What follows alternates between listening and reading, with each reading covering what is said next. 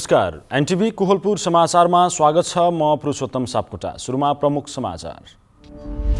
नेपालमा कोरोना भाइरसको संक्रमण फेरि सक्रिय बन्ने संकेत। जोखिमकै समयमा देशभर कोरोना विरुद्धको खोप अभियान पनि सञ्चालन।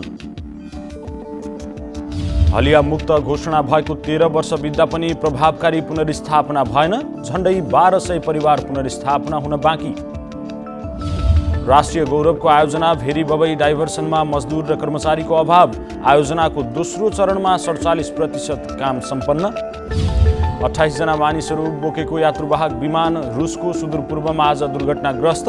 विमानमा सवार सबैको मृत्यु। र युरोकप फुटबल अन्तर्गत सेमिफाइनलका खेलहरू आजबाट सुरु। पहिलो खेलमा इटालीले स्पेनसँग प्रतिस्पर्धा गर्दै।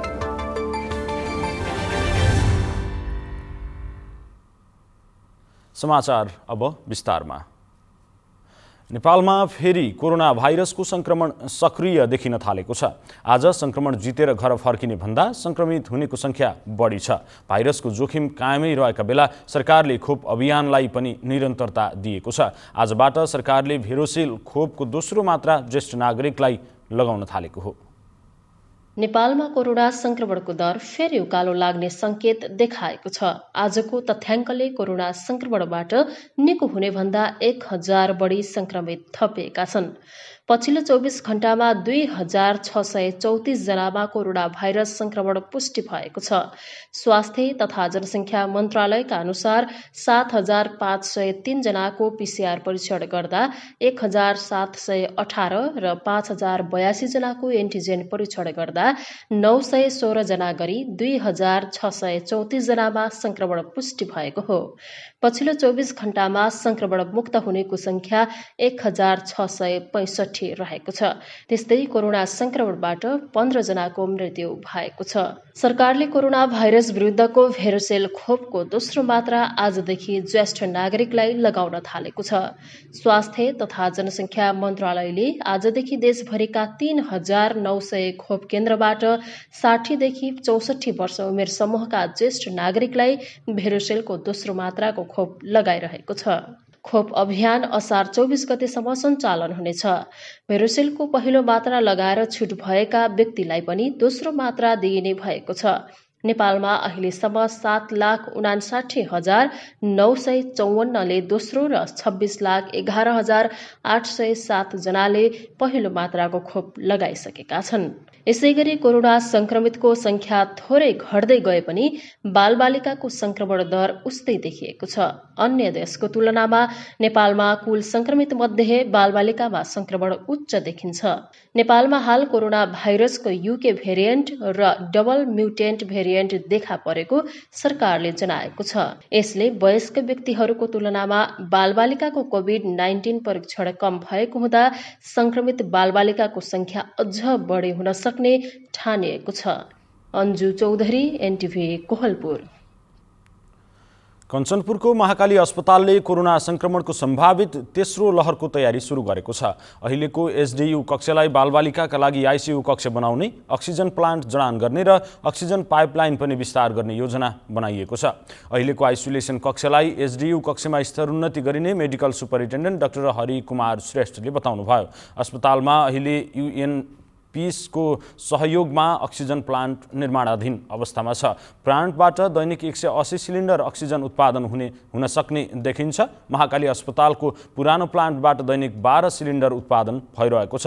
अस्पतालमा संक्रमितको चाप बढेका बेला विभिन्न सङ्घ संस्थाहरूले अक्सिजनको खरिदका लागि 90 लाख बढी आर्थिक सहयोग गरेका छन्। सर्वपक्षीय बैठक बोलाएर अस्पतालको पूर्वाधार निर्माण वा पाइपलाइन विस्तारमा खर्च गर्ने सोच बनाएको श्रेष्ठले बताउनुभयो। कोरोना संक्रमणको उपचारमा खटिने स्वास्थ्यकर्मीलाई सङ्घीय सरकार र प्रदेश सरकारले 50% जोखिम भत्ता दिने घोषणा गरेको छ।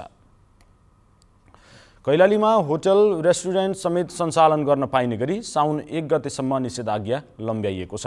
प्रमुख जिल्ला अधिकारी खगेन्द्र प्रसाद रिजालले केही परिमार्जन गर्दै साउन 1 गते मध्यराति 12 बजेसम्म जारी निषेधाज्ञालाई निरन्तरता दिने आदेश जारी गर्नुभएको छ। जिल्ला कोभिड सङ्कट व्यवस्थापन केन्द्रको सिफारिसका आधारमा थपिएको निषेधाज्ञा अवधिमा यसअघि होम डेलिभरी मात्रै गर्दै आएका होटल रेस्टुरेन्ट तथा खाजा पसलहरू स्वास्थ्य सुरक्षाका मापदण्डको पालना गरेर बिहान 5 बजेदेखि बेलुकी 8 बजेसम्म सञ्चालन गर्न सकिने भएको छ। त्यसैगरी सवारी साधन सञ्चालनका लागि जोर बिजोर प्रणाली हटाउँदै स्वास्थ्य सुरक्षाका मापदण्डको पालना गरेर जिल्लाभित्र चलाउन पाउने व्यवस्था गरिएको छ। तर जिल्ला बाहिर जानुपर्ने सवारी साधनले भने जिल्ला प्रशासन कार्यालयबाट अनुमति लिनुपर्ने जारी आदेशमा उल्लेख छ। मानिसहरूको बढी भिडभाड हुने विभिन्न प्रकारका सभा सम्मेलनको आयोजना गर्न पाइने छैन भने cinema hall, party palace, dance bar, दोहोरी साँझ, सङ्ग्रहालय, शिक्षण संस्था पनि बन्द रहनेछन्। सुदूरपश्चिम प्रदेश सरकारले चालु आर्थिक वर्षमा कोरोना महामारीका कारण धेरै काम गर्न नसके पनि स्वास्थ्य, शिक्षा र विकास निर्माणमा उल्लेख्य प्रगति गरेको जनाएको छ। यसै सन्दर्भमा आज हामीले सुदूरपश्चिम प्रदेशका आन्तरिक मामिला तथा कानुन मन्त्री पूर्णा जोशीलाई चालु आर्थिक वर्ष कस्तो रह्यो भनेर सोधेका छौँ। हेरौँ आजको आवाजमा।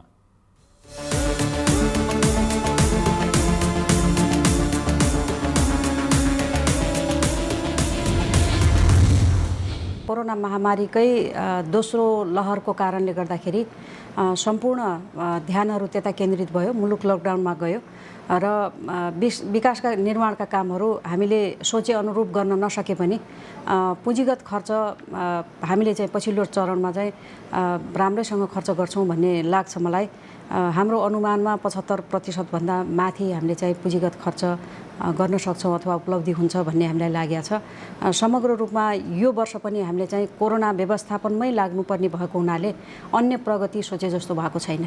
स्वास्थ्य क्षेत्रको प्रगति हेर्ने हो भने अत्यन्त धेरै राम्रा कामहरू भएको छन्। भौतिक पूर्वाधारहरू निर्माण भएको छन्। स्वास्थ्यमा हामीले जनशक्ति व्यवस्थापन गरेका छौँ। कतिपय प्राविधिक हिसाबले अक्सिजन प्लान्टहरू स्थापना भएका छन्। पछिल्लो समय महामारीले जे माग गर्यो, जुन कुराहरूको आवश्यकता गर्यो त्यो कुराहरूको आवश्यकता पुरा गर्ने गरिकन हामीले कोभिड हस्पिटलहरू निर्माण गरेका छौँ। स्थानीय तहसम्म त्यो स्वास्थ्य इकाइ केन्द्रहरू समेत निर्माण भएर त्यसरी चाहिँ सेवा दिने किसिमको अवस्थाहरू हामीले सन्तोषजनक तरिकाले स्वास्थ्य पूर्वाधारहरू निर्माण गरेका छौँ। आर्थिक वर्षभन्दा पहिला हेर्ने हो भने हामीले चाहिँ 81 कोरोना महामारी आयो। हामीले कुनै पनि हामीलाई चाहिँ एकदमै त्यो हामीसँग परीक्षण गर्ने ठाउँ थिएन, त्यो खालको ल्याबहरू हामीसँग थिएन, त्यो जनशक्ति हामीसँग थिएन। काठमाडौँको भर पर्नुपर्ने थियो, काठमाडौँले चाहिँ थाइल्यान्डको भर पर्नुपर्ने अवस्था थियो। अहिले हामीले ती सबै अवस्थाहरूको व्यवस्थापन गरेर हाम्रा स्थानीय तहमै हामीले हाम्रा रोगहरूको परीक्षण गर्ने किसिमका ल्याबहरू स्थापना गरेका छौँ। त्यस्तै गरिकन जनशक्ति पनि त्यही तरिकाले व्यवस्थापन गरेका छौँ। यातायातका साधनहरू अथवा एम्बुलेन्सहरू होइन, सब वाहनहरू लगायतका कुराहरूमा हामीले चाहिँ चाहे जस्तो प्रगति हुन नसके पनि हामीले तमाम चाहिँ त्यो क्षेत्रमा प्रयास गरेको हामीले देख्छौँ।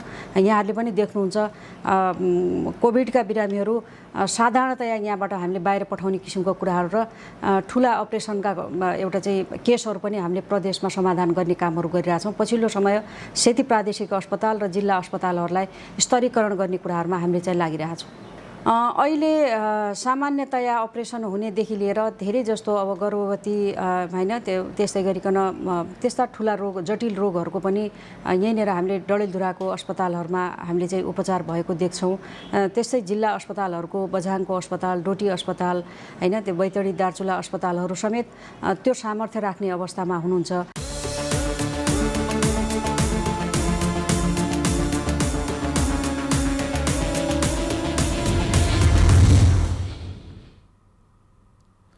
समाचारको क्रम जारी नै छ। अहिलेलाई एकैछिनको विश्राम।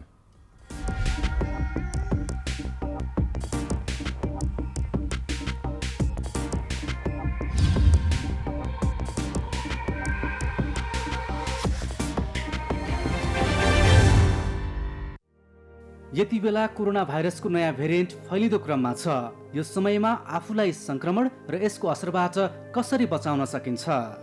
अत्यावश्यक काम बाहेक घर बाहिर नजाने, सामान किन्न जाँदा सुरक्षित भएर जाने, अत्यावश्यक काम परेर बाहिर जानु परेमा मास्क, सेनिटाइजरको प्रयोग र भौतिक दूरी अनिवार्य पालना गर्ने, विदेशबाट वा जिल्ला बाहिरबाट आउनु भएको छ भने अनिवार्य होम क्वारेन्टाइन वा आइसोलेसनमा बस्ने, बजारबाट सामान किन्दा आफूलाई चाहिने जति मात्र किन्ने, अनावश्यक जोहो नगर्ने, कोरोना भाइरससँग सम्बन्धित सूचना वा सामग्रीको आधिकारिकता जाँचेर मात्र धारणा बनाउने, आधिकारिकता नभएका त्यस्ता सूचनाहरू सामाजिक सञ्जालमा सेयर तथा कमेन्ट नगर्ने, तपाईले लगाउनु भएको मास्कले मेरो सुरक्षा गर्छ, मैले लगाएको मास्कले तपाईको सुरक्षा गर्छ। त्यसैले मास्कको प्रयोग अनिवार्य गरौँ र कोरोना भाइरसबाट बचौँ र बचाऊ। नेपाल सरकार सञ्चार तथा सूचना प्रविधि मन्त्रालय।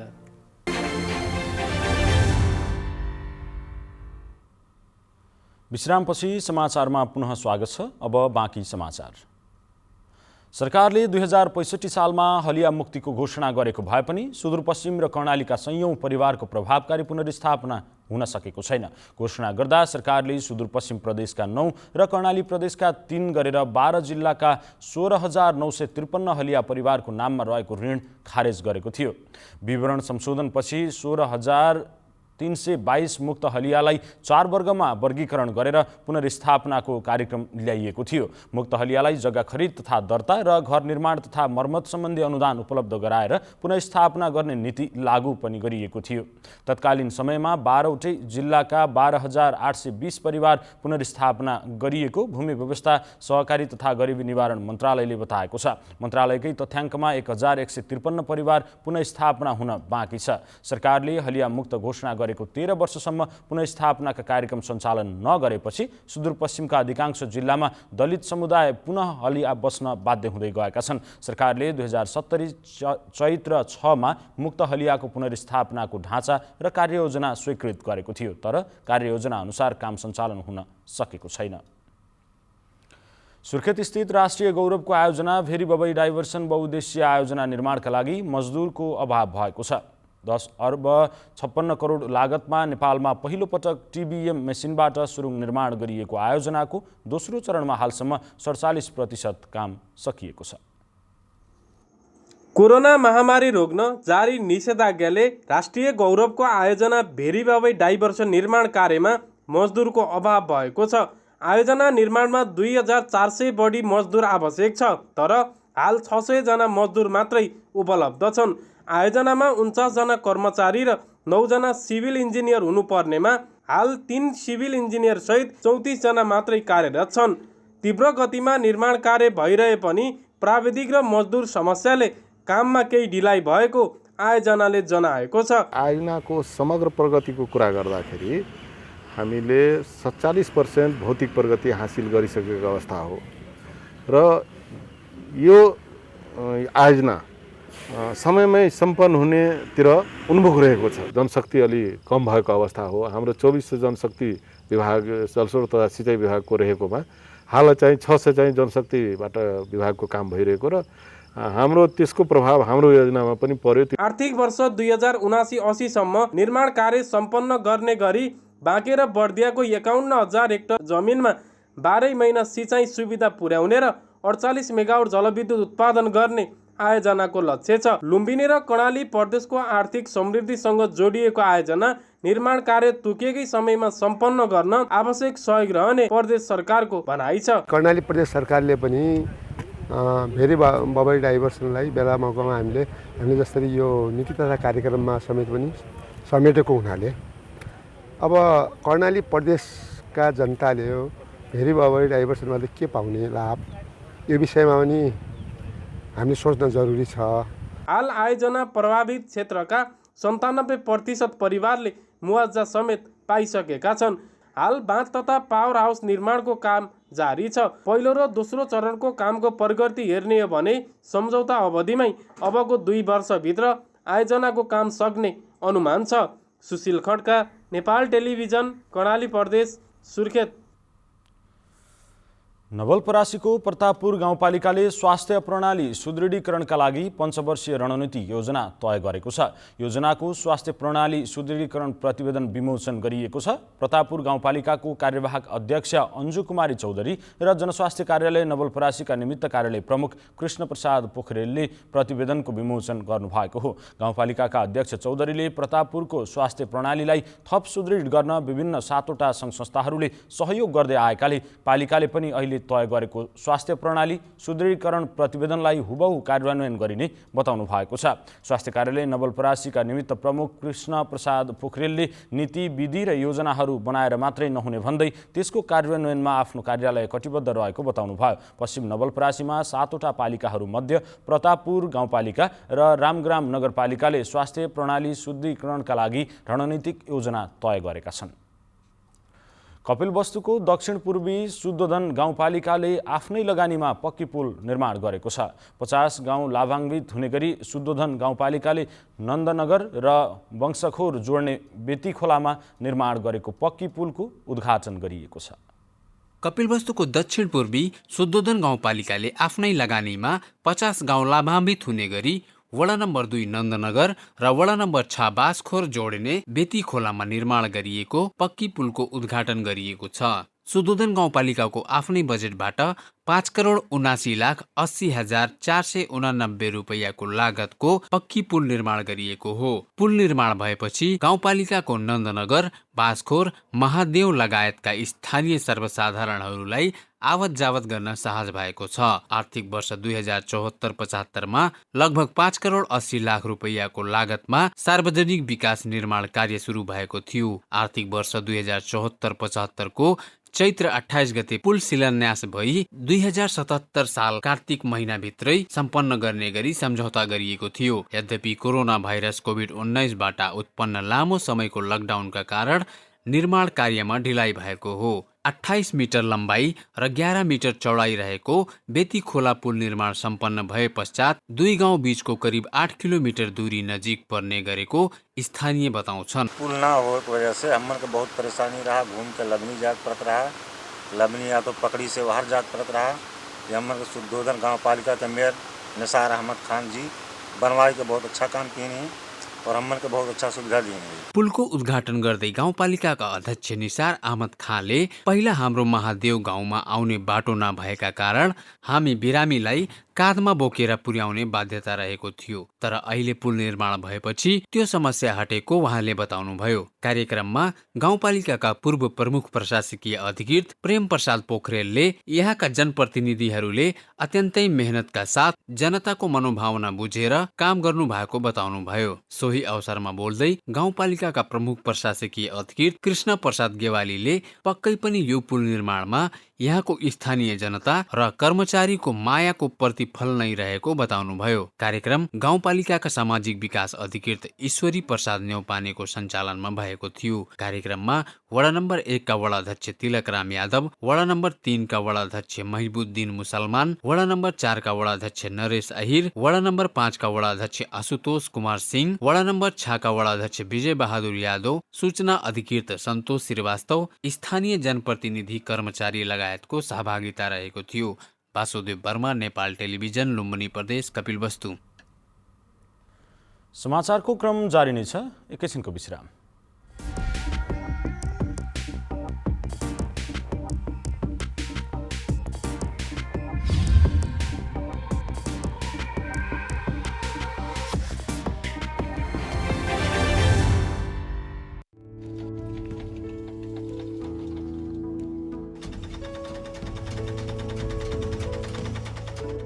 नमस्कार, म फुलङ्गी चिडिमार अति सीमान्तकृत समुदाय सहकर्मी समाजको रेल परियोजना मार्फत समूहमा सङ्गठित भएर स्थानीय सरकारसँग अधिकारको निमित्त आवाज उठाउँदा जीविकोपार्जनका लागि आवास, खाद्यान्न, मल, बिउ, सिँचाइ तथा प्राविधिक सहयोग पाइने रहेछ। नमस्कार, म शोभाराम माहौत अति सीमाकृत समुदाय। तपाईहरू पनि आफ्नो सामाजिक तथा आर्थिक अधिकारका लागि नजिकैको सरकारी निकायमा गएर आवाज उठाउनुहोस्। रियल परियोजनाको अभियान, सीमान्तकृत समुदायको उत्थान।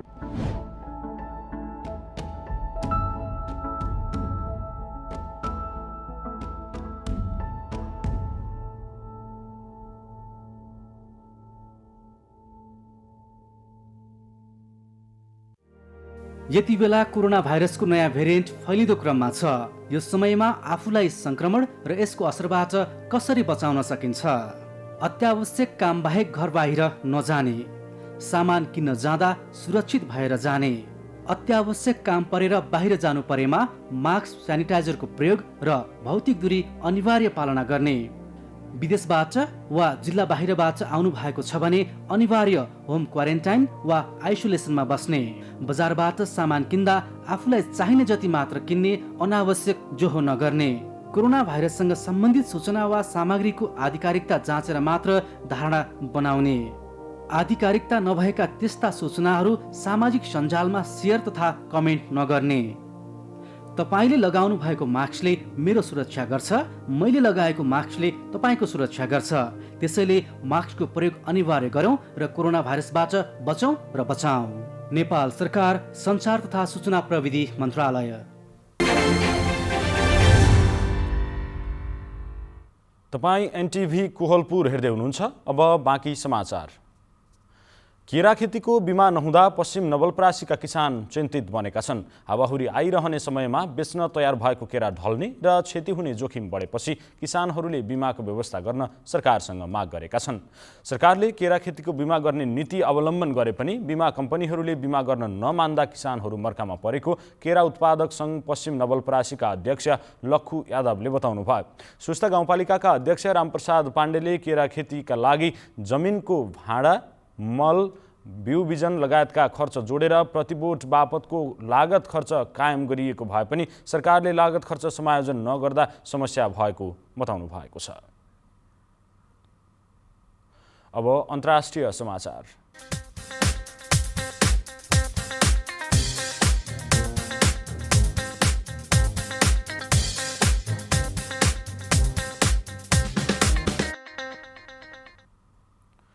रुसको सुदूरपूर्वमा 28 जना मानिसहरू बोकेको यात्रुवाहक विमान आज दुर्घटनामा परेको छ। अन्तर्राष्ट्रिय समाचार एजेन्सी रोयटर्सका अनुसार EN-26 मोडेलको विमान दुर्घटनामा परि विमानमा सवार सबैको मृत्यु भएको छ। विमानमा 22 जना यात्रु र 6 जना चालक दलका सदस्यहरू थिए। विमान क्षेत्रीय राजधानीबाट पलानाको लागि उडेको थियो। कमचाटका पेनिन्सुलाको एक गाउँबाट विमानसँगको सम्पर्क टुटेको थियो। रुसको नागरिक उड्डयन प्राधिकरणले पनि विमान दुर्घटनामा परेको पुष्टि गरेको छ। प्राधिकरणका अनुसार दुर्घटनास्थल पत्ता लागिसकेको छ। रोयटर्सका अनुसार यो विमान समुद्र र जमिनको सीमा क्षेत्रमा दुर्घटना भएको हो, तर बीबीसीले भने यो विमान समुद्रमा दुर्घटना भएको बताएको छ। रुसको आपतकालीन मन्त्रालयका अनुसार विमानमा पलानाका मेयर ओल्गा मोखिरेवा पनि सवार थिए। मौसम सफा नभएकाले विमान दुर्घटनामा परेको हुन सक्ने बताइएको छ। विमान हराउँदा उक्त क्षेत्र बादलले ढाकिएको थियो। अब आर्थिक समाचार।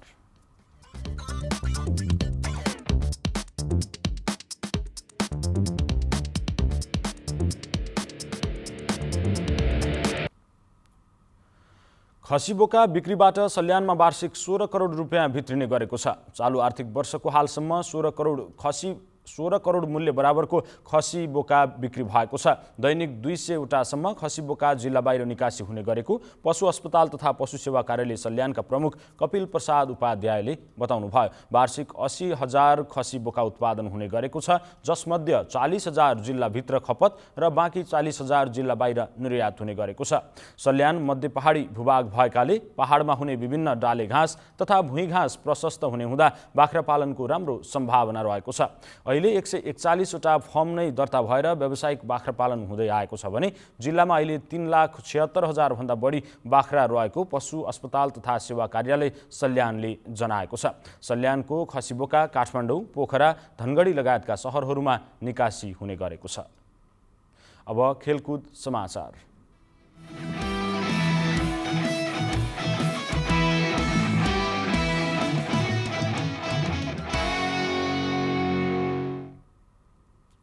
युरोकप 2020 को पहिलो सेमिफाइनलमा आज राति इटाली र स्पेन बीच प्रतिस्पर्धा हुँदैछ। लन्डन स्थित बेम्बाली मैदानमा हुने खेल नेपाली समय अनुसार राति 1:15 बजे सुरु हुनेछ।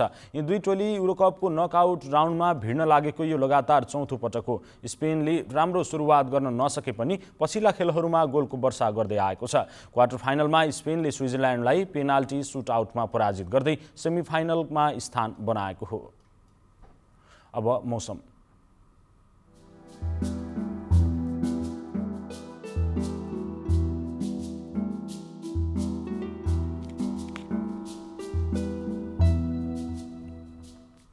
आज कर्णाली तथा सुदूरपश्चिम प्रदेशमा आंशिकदेखि सामान्य बदली रही देशका बाँकी भूभागमा सामान्यदेखि पूर्ण बदली रह्यो। आज राति देशका पूर्वी भूभाग र लुम्बिनी प्रदेशका धेरै स्थानमा तथा कर्णाली र सुदूरपश्चिम प्रदेशका थोरै स्थानमा हल्कादेखि मध्यम वर्षाको सम्भावना रहेको छ। अब मौसम सम्बन्धी थप विवरण।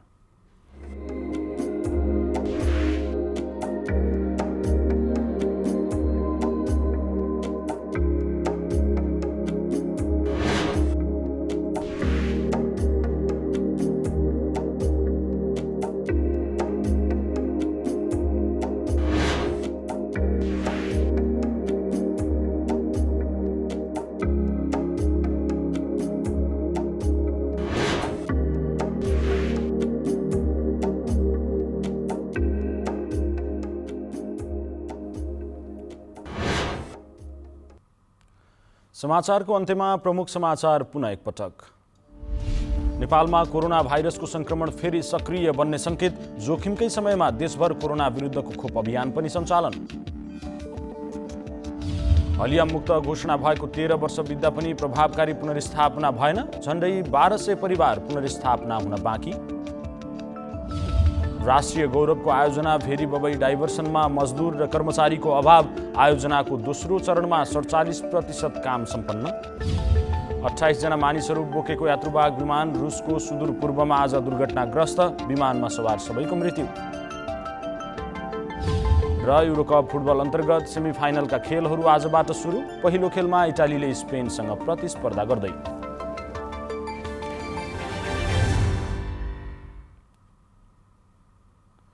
हवस् त, अहिलेलाई समाचारको सिलसिला यति नै। बिदा दिनुहोस्। नमस्कार।